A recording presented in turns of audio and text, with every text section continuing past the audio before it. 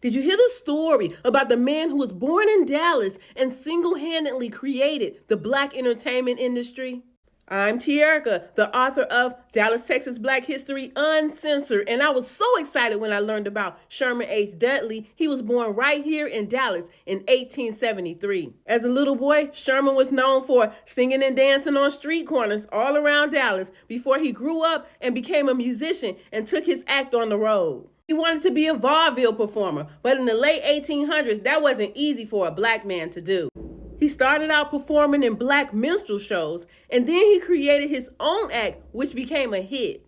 Sherman was performing music, acting, and doing comedy, and he even released a series of songs. One became a hit called Mr. Coon, You're Too Black for Me.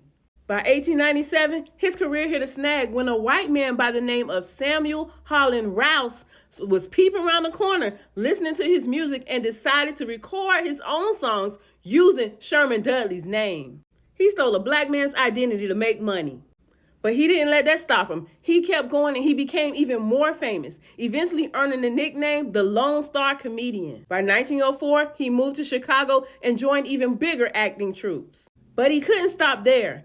Sherman noticed that there was only so far that he could go as a vaudeville performer because he was a black man. He looked around at all the other black talented performers and realized that they were all in the same boat, but nobody had a solution. Instead of crying, instead of protesting, instead of begging everybody for a chance, he decided to create opportunities for himself and other black performers. Sherman H. Dudley saved all his money and went around the country buying and leasing theaters to create the first black theater circuit for black vaudeville performers. In 1911, he secured his first theater in Baltimore, and by 1914, just 3 years later, there were already 23 theaters on his circuit. Sherman promoted the Dudley circuit by writing a column in all the black newspapers around the country talking about everybody who's performing at his theaters. For the first time, black performers could get long-term contracts traveling around the country.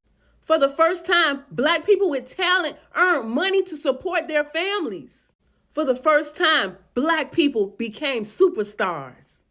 Burt Williams became the biggest star on the Dudley circuit, and the Whitman sisters were known as the highest paid actors in the entire industry.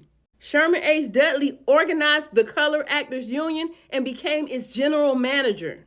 His efforts inspired the Theater Owners Booking Association, which later became known as TOBA, and represented black performers professionally.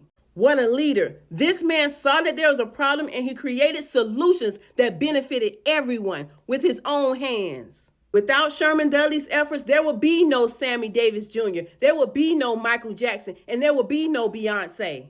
If you're glad that this Dallas native stood up and paved the way for your favorite artist, leave a comment to let me know. I'm Te-Erika with the T. Follow for more Black history.